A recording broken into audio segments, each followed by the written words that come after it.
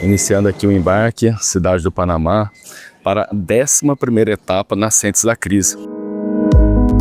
Esse projeto que visa popularizar o conhecimento sobre o ciclo da água no planeta e as mudanças climáticas.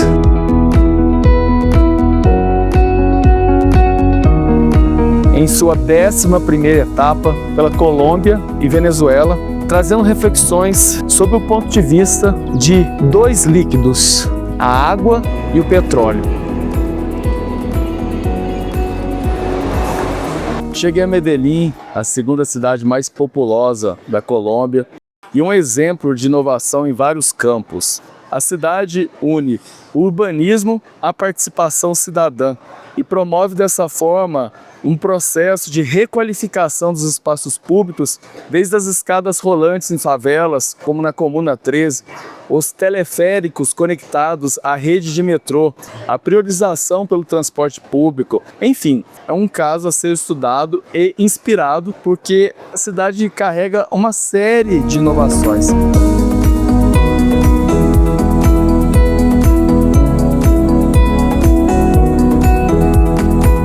Esse aqui é o Metrocable, é o meio de transporte revolucionário que começou aqui em Medellín.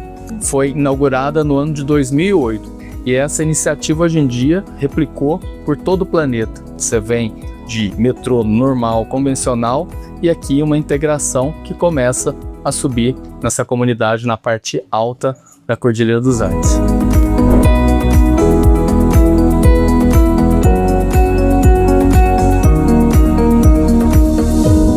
El Peñón de Guatapé, um dos atrativos mais visitados nessa região de Medellín. São cerca de 220 metros de altura.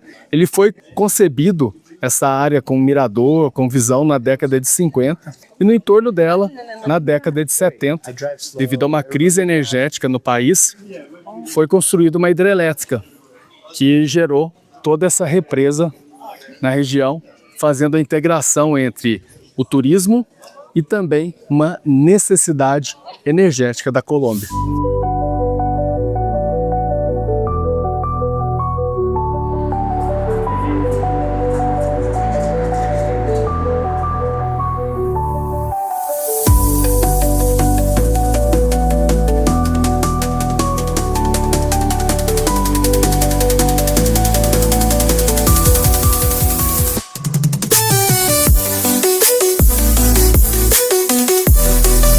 Esse projeto, na minha opinião, é o mais incrível no planeta Terra.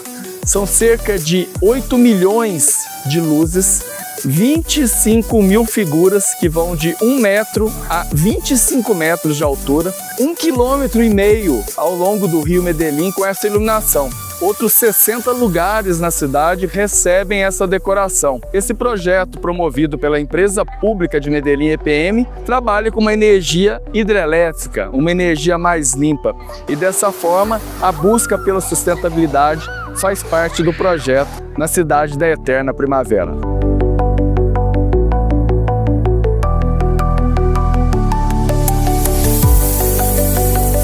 A relação da Colômbia com as águas é muito incrível, né? O país é um dos mais diversos de bioma e, ao mesmo tempo, com esse cuidado das empresas públicas de Medellín com a água.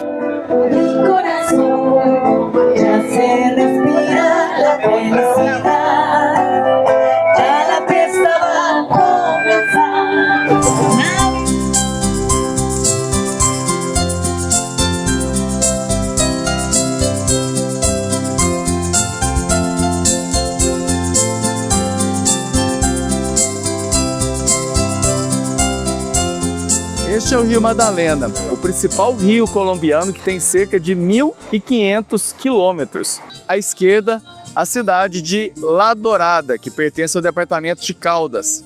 Já do lado de lá, Cundinamarca, onde se encontra a capital do país, Bogotá. E o rio nasce a mais de 3.000 metros de altitude e agora a gente está a cerca de 175 metros sobre o nível do mar.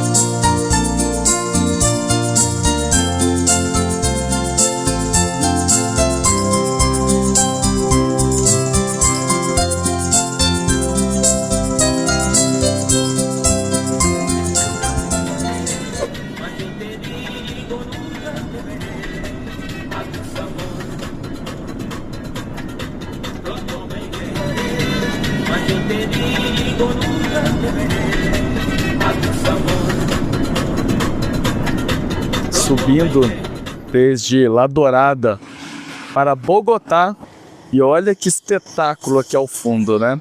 Bogotá ainda está a cerca de 150 metros desse local, porém aqui já é possível observar como que as umidades se chocam com esse braço oriental da Cordilheira dos Andes, trazendo esse visual único desse maciço próximo à chegada de Bogotá.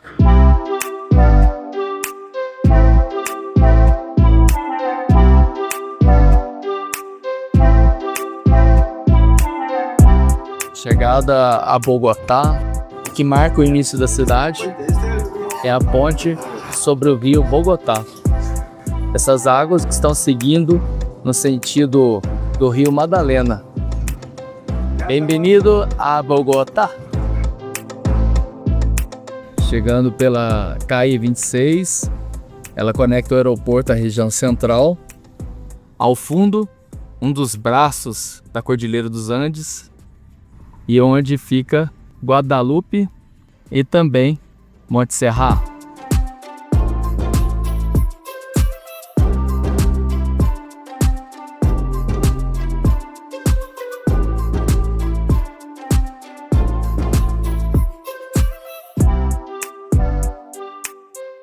Bogotá, capital da Colômbia, uma das capitais mais populosas da América do Sul. A cidade está localizada sobre a Cordilheira Oriental, um dos 3 braços que se ramificam aqui no país. E a parte central da cidade está localizada a cerca de 2.650 metros em relação ao nível do mar. Já aqui, no Santuário de Monte Serra, são cerca de 3.200 metros de altitude. E o acesso aqui se dá através de um funicular por dentro da montanha, sem nenhuma vista, ou pelo teleférico, como se fosse um elevador panorâmico, e ainda a possibilidade de você subir ou descer caminhando. Mas é um local bem interessante para se entender a geografia e a hidrografia aqui da capital colombiana.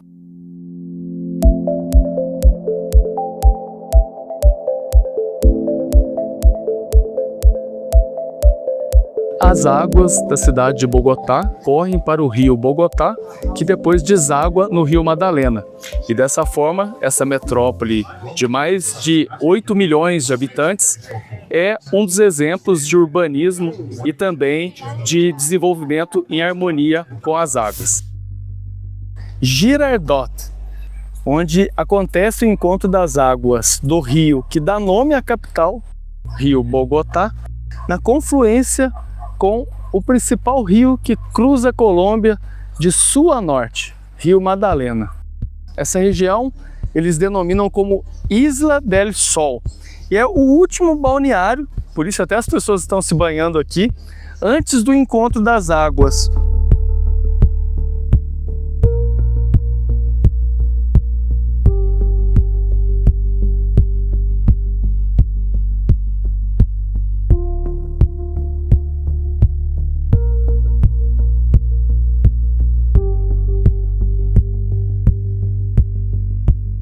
Esse local traz reflexões sobre os impactos da humanidade nesse contexto dos recursos hídricos. Uma paisagem tão bonita, carregada de um cheiro forte de efluente, essas águas ainda carregam um alto grau de contaminação. Bogotá está a cerca de 2.600 metros de altitude e aqui estamos a cerca de 300.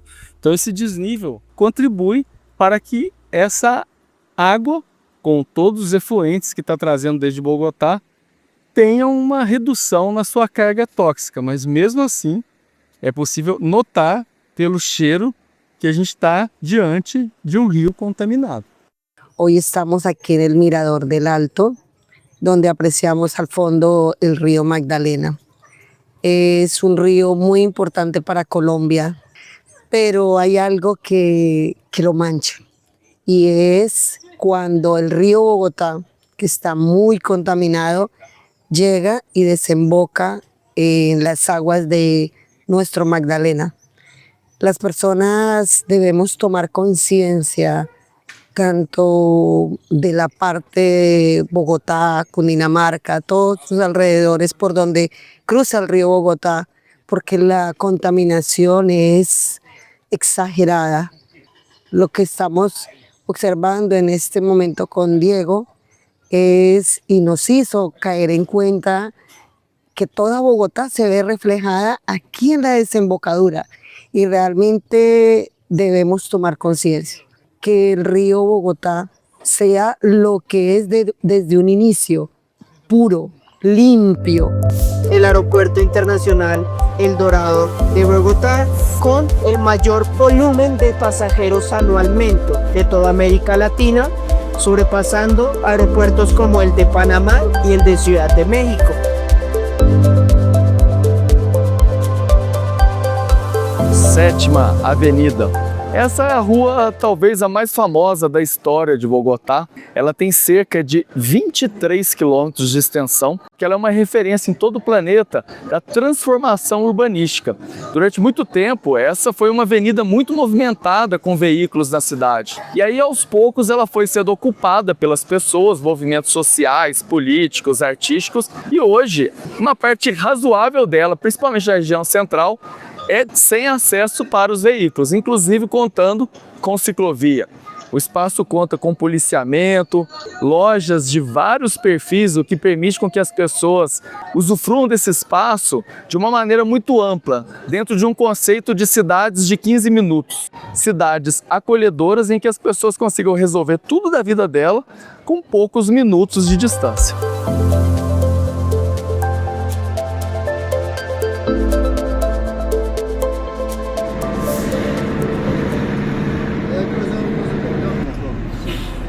Estou aqui indo para a região de extração de esmeraldas e conheci o motorista, o Sr. Jorge. Como está, Sr. Jorge? Bem, senhor. A gente está aqui conversando sobre essa minha pesquisa, né? E essa região que eu vou é uma grande produtora de esmeraldas. Essa pedra preciosa que movimenta bastante a economia da Colômbia. Ele está dizendo que tem desde a extração artesanal dessas pedras, mas também grandes corporações internacionais que fazem essa extração na região. Já é um novo dia. Eu estou aqui em Barbosa, indo para Landázuri, e ainda vou passar por Vélez. Enfim, praticamente não dormi, né? Olha só a lua no céu, o sol nem nasceu, e a gente partindo aí para mais uma expedição para entender todos esses fenômenos que cada vez mais têm se intensificado nesse mundo em transição.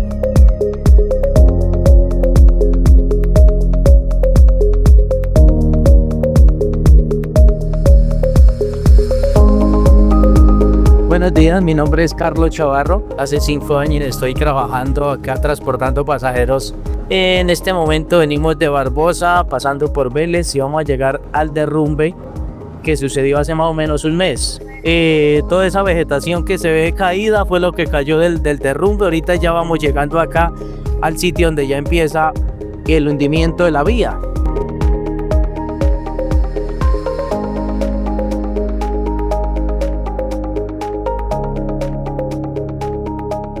Micro-ônibus que trouxe até aqui, e neste local é onde fica bem nítido o ponto em que a estrada começou a ceder. Olha só o desnível. Toda essa área, ela se tombou, olha só, não era essa geografia, né? A estrada ficava onde está essa reta escavadeira.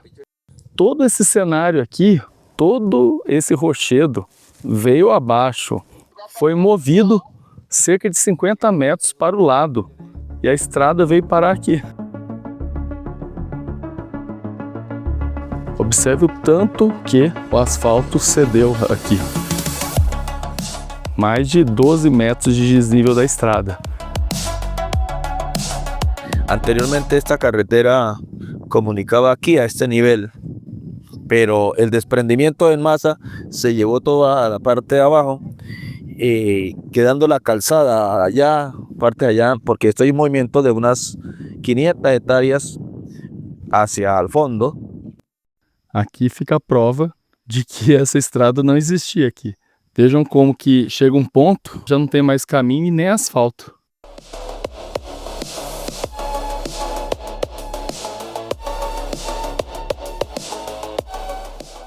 Vejam isso, essa mangueira de água para você se lavar depois de caminhar nessa lama, né? A criatividade do ser humano é impressionante. Yo vine por acá, tenía mi negocito abajo, más kilómetros abajo.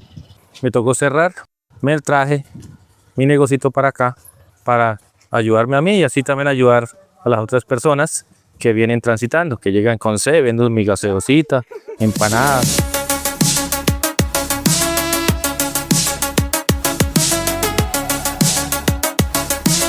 Turma aqui trocando a botina pelo sapato para seguir caminhada. A vida mudando em função dos fenômenos naturais. Qual é seu nome? Juan E tu? González. Os dois empreendedores da locação de galocha em meio à tragédia aqui na estrada.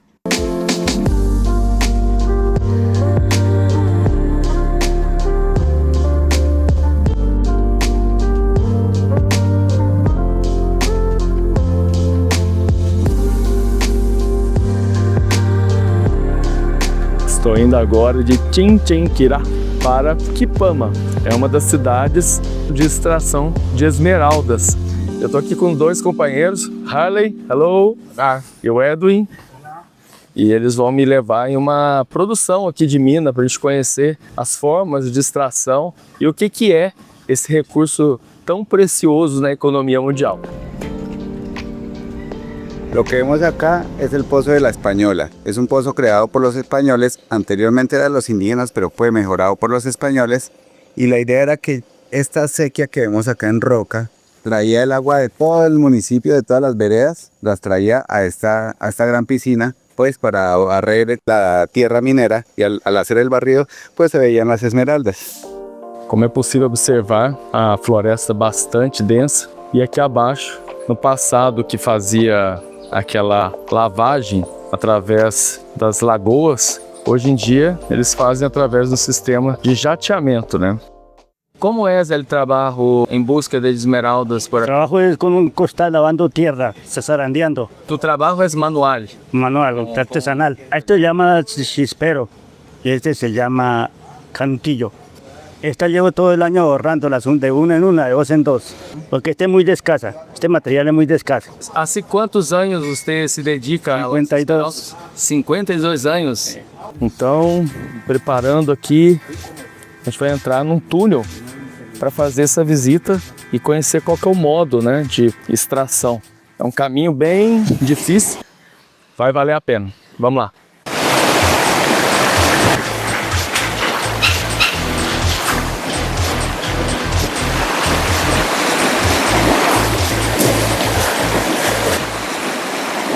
Talvez vai que eu encontro uma esmeralda aqui no meio, né?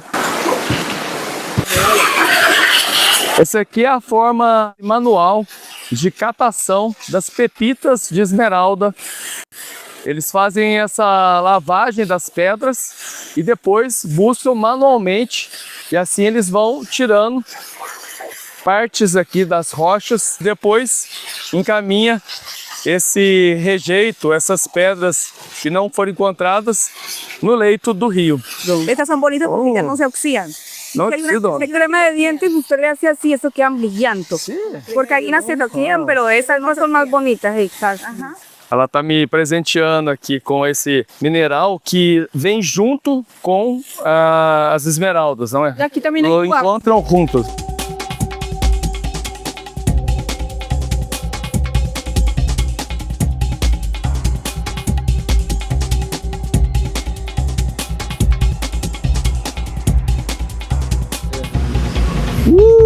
Preparar agora, colocar o capacete, a luz e agora descer os 8 metros atrás das pepitas de esmeralda.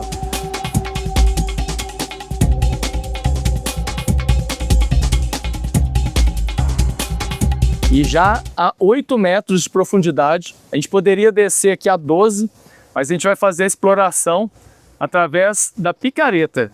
Vou aqui mostrar para vocês. Passa para minha câmera. Então ele está fazendo aqui com a picareta. Tem todo um processo de estruturação para a estabilidade do terreno, para gerar maior segurança na atividade. Vai que tem um abalo sísmico daqui a pouco, que nem há 2 dias lá em Bogotá que eu vivenciei, né? São muitos túneis que seguem para dentro aqui metros e metros. Nem consigo enxergar o fim dele. Aqui, ó. Encontraste? Sim? Está dentro del Blanco, dentro del Blanco. Allá aquí estás esquiando, que es Esmeralda Pequeña. Toda esta es la zona y en estas brechas aparece la esmeralda. Uau! Hoy tuvimos mucha suerte. Un día especial. El turista trajo la suerte. Agora, para quem tem medo de escuro e também de claustrofóbico, acho que aqui não é um bom lugar para ficar não, viu? Vamos começar a voltar. Eu não tenho isso não mais, né? E essa foi a experiência aqui em Kipama, uma cidade pouco conhecida, onde você pode compreender como que se explora esse recurso tão precioso da Colômbia.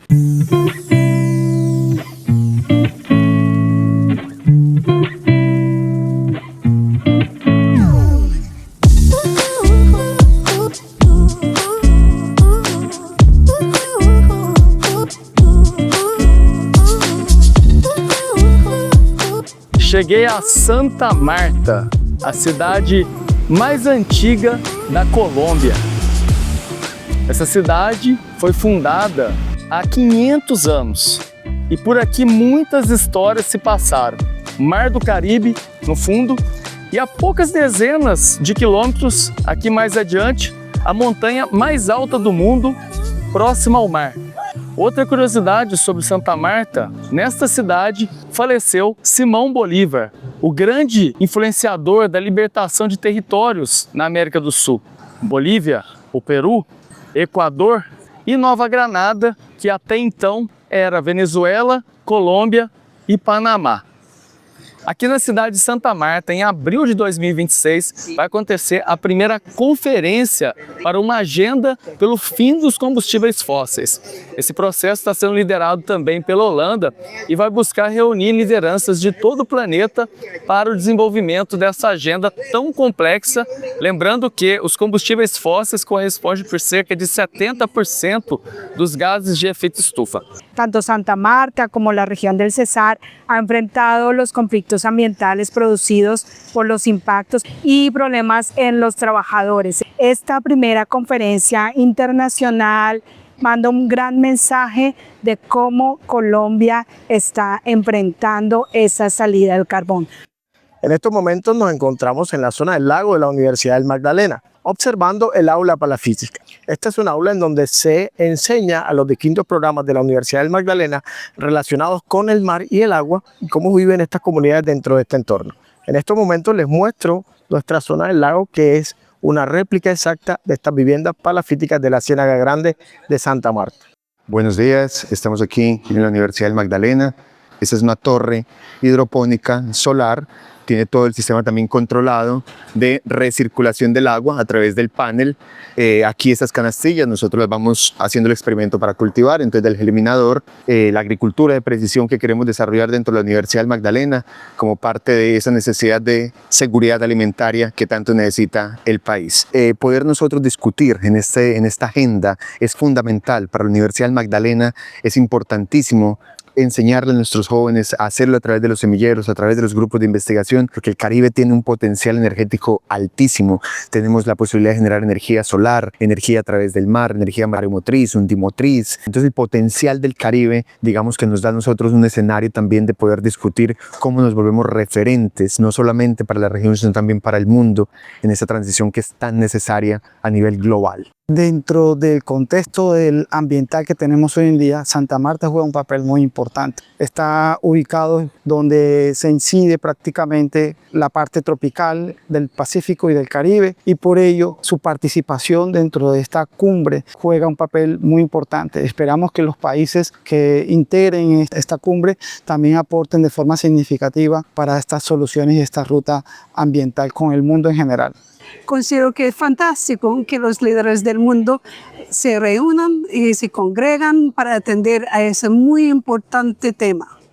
Nuestra meta en ese momento es cambiar nuestro comportamiento.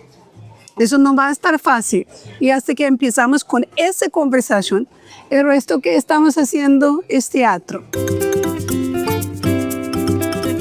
Soy Arhuaca, miembro de uno de los 4 pueblos indígenas de la Sierra Nevada de Santa Marta. Somos uno de los impulsores de la protección, del cuidado del territorio de la Sierra Nevada, pero también del planeta. Una primera cumbre sobre el uso de los fósiles. Eso es muy importante porque se trata el futuro nuestro. Seguramente estaremos participando para invitar, para reflexionar, para pensar hacia dónde vamos.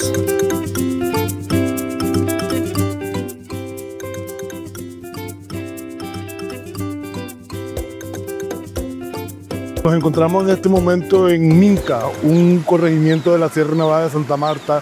Esta zona, este macizo montañoso, es doblemente patrimonial, considerado por la UNESCO como tal, porque es patrimonio de la biosfera y patrimonio de la humanidad por los saberes de los indígenas, pero también de la biosfera por la diversidad que resguarda. Y esto nos invita a reflexionar no solamente de que el impacto se está haciendo en un punto pequeño del planeta, sino que se está haciendo en un punto estratégico que conlleva que no sea solamente un impacto local, sino con repercusiones mundiales.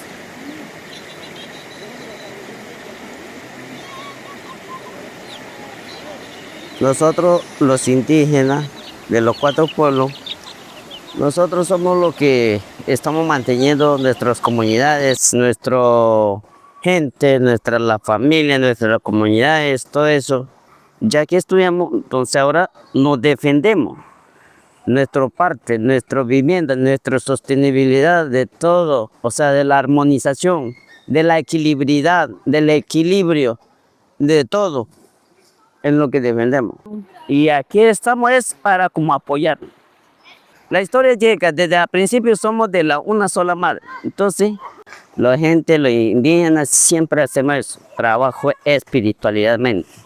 Mejor dicho, que nos podamos ayudarnos.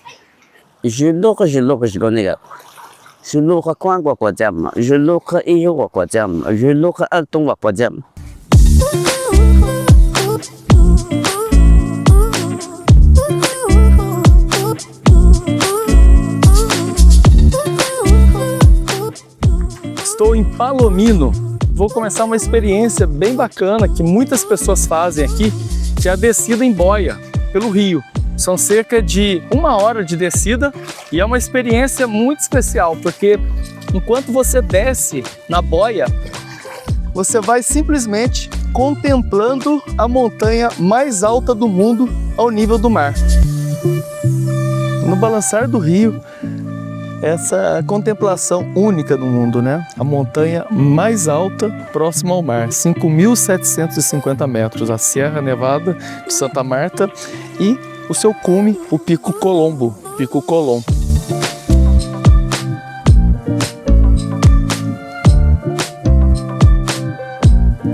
Fronteira da Colômbia com a Venezuela. Aqui eu estou entre Maicao e Maracaibo. É a fronteira mais próxima do litoral do Caribe. Dezembro de 2025, a Venezuela vive um momento bem complicado, né? Um conflito ideológico, comercial, militar com os Estados Unidos. E o objetivo nascente da crise aqui na Venezuela, primeiro, seguir até o Golfo de Paria, onde em Cumaná chegaram os espanhóis no ano de 1492, e também no Lago de Maracaibo, onde ficam as maiores jazidas de petróleo do país e onde acontecem também os fenômenos dos relâmpagos de Catatumbo. um dos locais com as maiores incidências de raio em todo o planeta.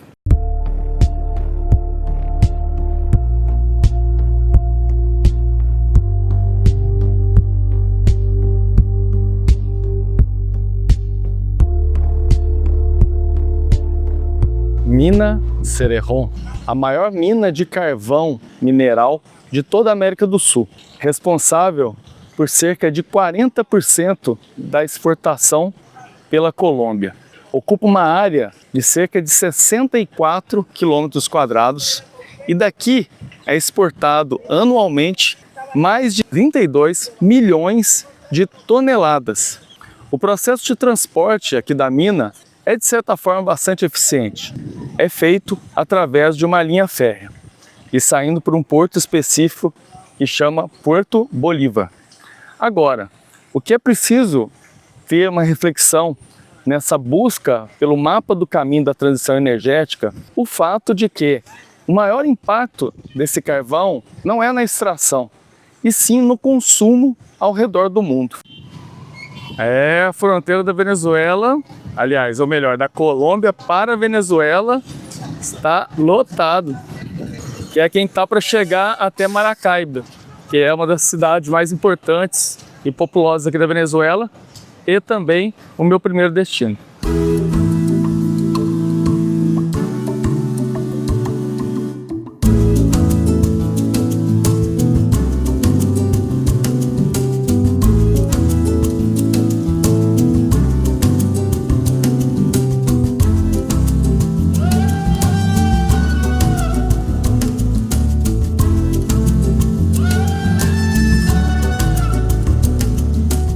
Maracaibo, a segunda cidade mais populosa da Venezuela, com cerca de 2 milhões de habitantes. Aqui, durante o século XX, ou seja, no século passado, foi a principal região exportadora de petróleo bruto aqui da Venezuela. Essa cidade, que fica nas bordas do Lago Maracaibo, o maior da América do Sul, ainda é um importante centro comercial e também de negócios. Ao fundo, a ponte sobre o Lago Maracaibo tem mais de 8,5 km de extensão e foi construído na década de 1960. Essa cidade estratégica é a principal na região ocidental da Venezuela.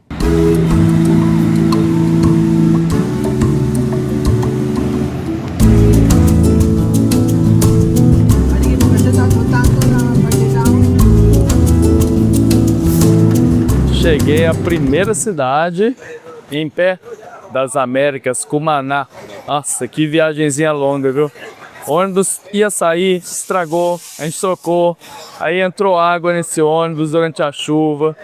Enfim, ônibus anos, sei lá, 40, 50, mas aqui estamos para explorar esse território onde iniciou a chegada dos espanhóis em solo sul-americano.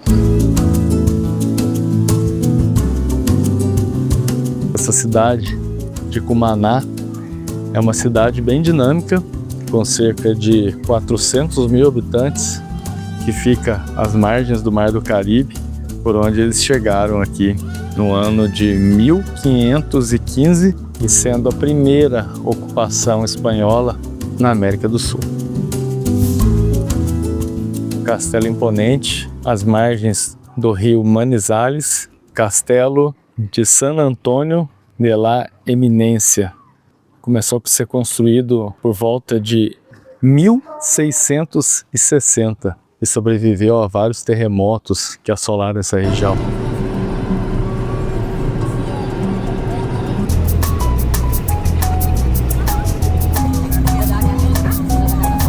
E depois de cerca de 400 quilômetros de rodovia, cheguei a Caracas. À minha frente, trânsito, o metrô bem cheio, a energia de uma cidade que nunca para. Aqui vivem cerca de 3 milhões de pessoas, em uma das capitais mais importantes da América do Sul. Senhor, buenas, como estás? Como estás? Pelas ruas de Caracas, me deparei com essa sala teatral Henry Alvarez. Qual é o seu nome? En real. Em reais, pero la sala teatral é em seu honor. Que interessante, gente. Olha só, essa pessoa, esse artista que cuida desse subsolo de Caracas. Vejam isto. A sala dele de trabalho e também a sala para cerca de 20 pessoas. Coisas que a gente nem imagina que tem, né, pelo mundo. Fundada em 1567 pelos espanhóis, por aqui circulavam notícias, mercadorias e o poder. Este edifício ao fundo é um exemplo de brutalismo. Brutalismo foi um estilo pós-guerra que originou na Europa como uma resposta de uma necessidade de reconstrução rápida das cidades. Uma das características é o fato da estrutura ficar de maneira mais saliente, ou seja, a função sobrepondo a forma, que traz também um pouco de austeridade, uma característica também daquele momento que passava a capital da Venezuela, e assim virou-se hoje como uma das referências mundiais no estilo. Caracas revela algo fascinante, uma capital construída entre montanhas, história e geografia muito estratégica.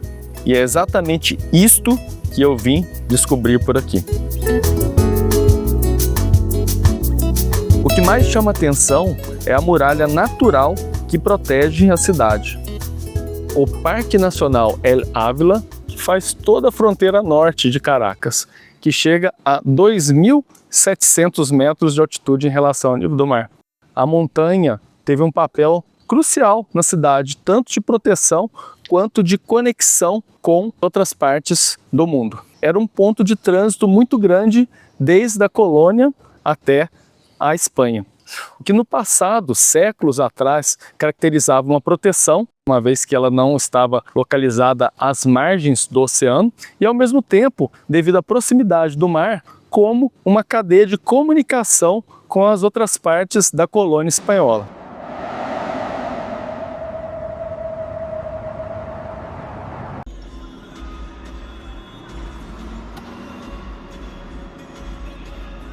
Tchau, John. Tchau.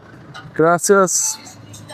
Bem, para não variar, né? Cheguei aqui a Porto Concha, o ponto de partida para se explorar os relâmpagos do rio Catatumbo. E o barquinho aqui atracando. Passei aqui a tarde toda negociando com os pescadores. Hora de seguir viagem. Nessa lanchinha. Aquí vamos sobre Puerto Concha, vamos saliendo al lago de Maracaibo, aquí ando con mi amigo Diego, lo ando paseando por aquí, vamos saliendo sobre el relámpago de Catatumbo.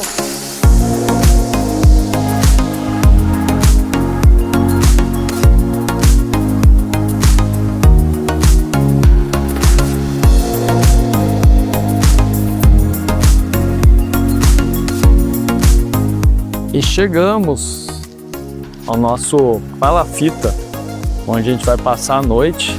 E esse aqui vai ser a nossa residência durante a noite, enquanto a gente fica aqui contemplando, né?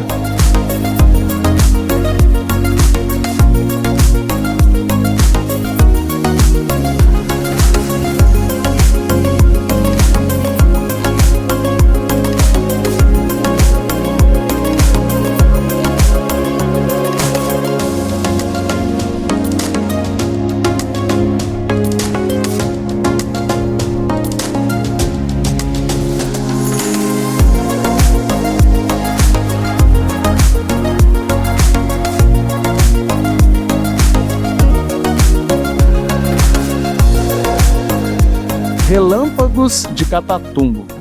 As teorias mais aceitas para o que ocorre aqui diz que do Mar do Caribe vem um ar quente e úmido e quando adentra ao Lago Maracaibo, o maior do planeta, se choca com um vento frio que desce da Cordilheira dos Andes e também uma outra serra que faz a divisa com a Venezuela. E dessa forma, com o gás metano da decomposição dessa região de manguezais, faça com que esse efeito aconteça praticamente 250 dias ao ano. Ou seja, certeza de que a cada 3 dias pelo menos você vai conseguir ter uma experiência contemplando esses raios. Cabe destacar que los relámpagos del Catatumbo no producen sonido. Esos relámpagos que suenan, eso es tormenta eléctrica. Aquí puede pasar toda la noche relampagueando que no vas a sentir ningún tipo de sonido. Sí, porque a veces que la gente asusta porque dicen, no, un rayo lo mató, un rayo en el lago, mató un pescado por lo menos. Dicen, no, que son los relámpagos del Catatumbo. Los relámpagos del Catatumbo no matan. ¿Verdad? Porque aquí tenemos rayos, pero son centellas. En cambio, el rayo del Catatumbo es único en el mundo. No tiene sonido, es un relámpago.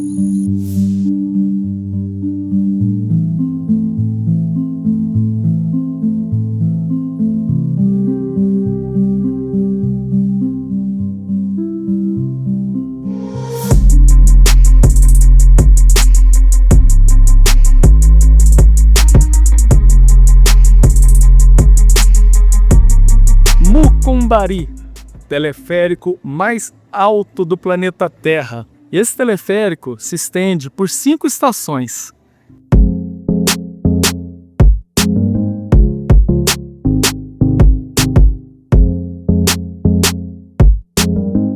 Nessa terceira estação tem uma tirolesa.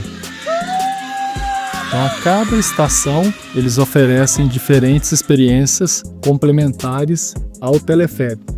E assim a gente vai subindo.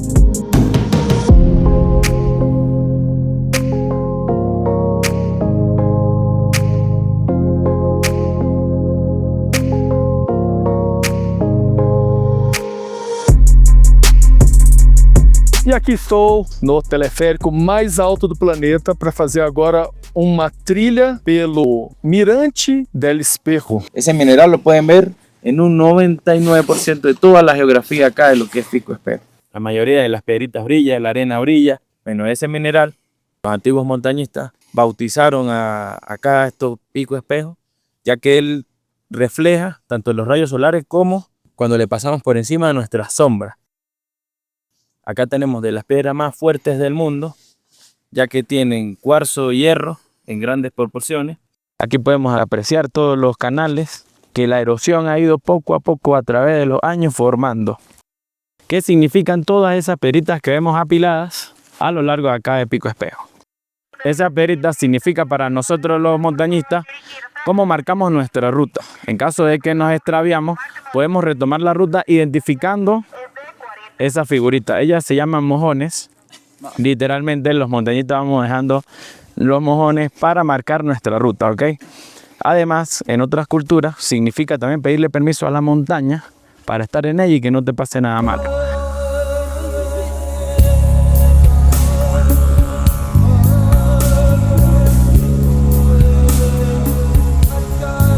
Soy venezolano, nacido en Acarigua, estado portuguesa. He vivido y he trabajado y me gradué en Valencia.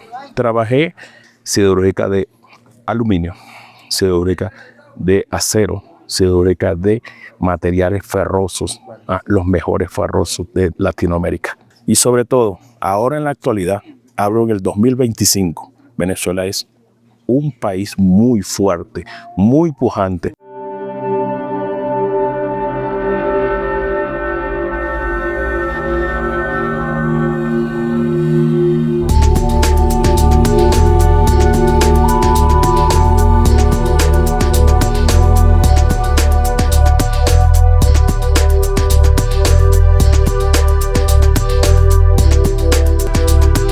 É uma alegria muito grande aqui na Venezuela estar no teleférico mais alto do planeta, trazendo aqui a bandeira do Brasil a mais de 4.600 metros de altitude. E ao fundo, Pico Bolívar. O teleférico de Mérida me proporcionou chegar aqui. E aqui ao lado, uma pontinha dele, Pico Bolívar, o ponto mais alto da Venezuela, na Cordilheira dos Andes. Essa convicção de que esse país tem uma riqueza quase indescritível, né? Possui as maiores jazidas de petróleo do século XXI e a necessidade do planeta de repensar essa dependência dos combustíveis fósseis, né? E essa é a minha missão de trazer mais informação e conhecimento sobre uma transição energética justa.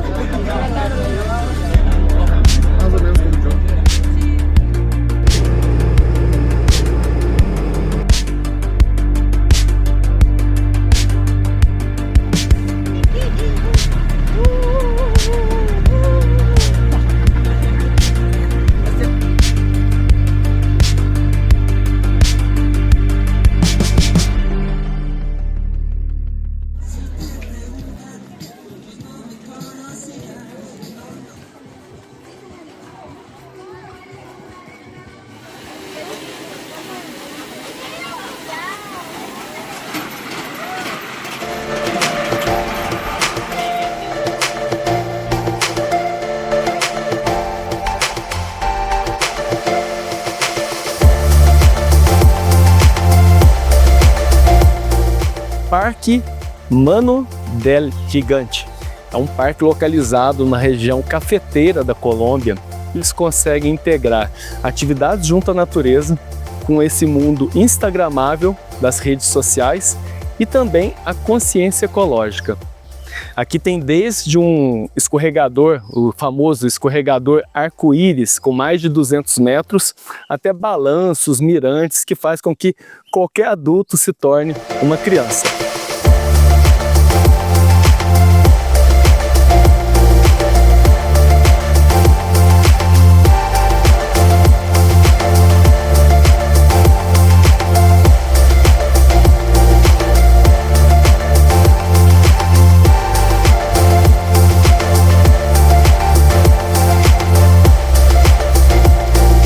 E o clássico, né? A foto na mão do gigante. Les hablo aquí desde la mejor montaña y la montaña más colorida de Colombia, nuestra montaña La Mano del Gigante. Estamos viviendo una época de turismo rural muy importante y día a día pues estamos generando empleos, se generan muchas más actividades de diversión, actividades de adrenalina, temas de hospedaje, temas de gastronomía, dando a conocer no solamente en nuestro país, sino a nivel profundo lo que tenemos en nuestro país. El café de calidad lo tenemos acá en La Mano del Gigante.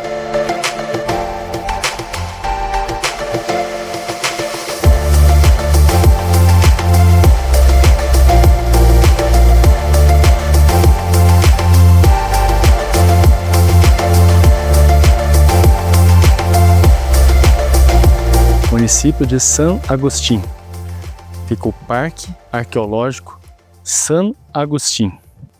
Já estive em Machu Picchu e muitos outros sítios arqueológicos pelo mundo. O que faz daqui um grande diferencial é que são mais de 500 esculturas em pedra de rocha vulcânica, nenhuma igual à outra. E esse local é a maior necrópole indígena da América do Sul, ou seja, o maior cemitério indígena da América do Sul. Outra característica desse povo, que é datado de 3.300 anos antes de Cristo, essa correlação de ter a incerteza da origem desse povo, por que escolheu esse local, ao mesmo tempo traz uma certa convicção com os dados a partir da observação da hidrografia, da geografia do espaço.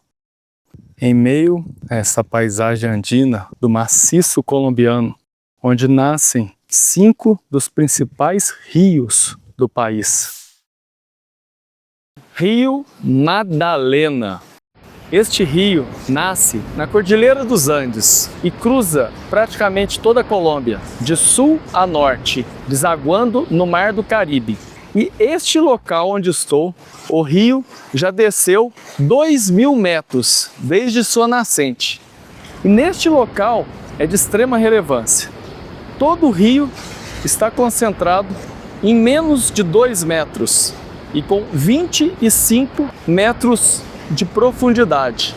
Ele vai seguir o seu curso e vai receber as águas de Bogotá e Medellín, as 2 maiores cidades da Colômbia. De extrema importância a preservação desse rio. Cerca de 70% da população do país está nessa bacia hidrográfica.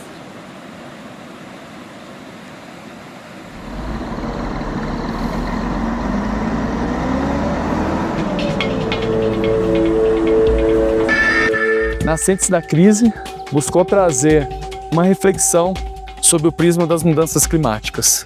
Durante cerca de 30 dias, percorri mais de 8.000 quilômetros, de um lado a Venezuela, com as maiores jazidas do planeta, e do outro a Colômbia, liderando um processo pelo mapa do caminho dessa transição energética. Encerrando a 11ª etapa, projeto Nascentes da Crise, essa viagem que trouxe vários aprendizados referente às mudanças climáticas, permeando o ciclo das águas e do petróleo na Colômbia e Venezuela.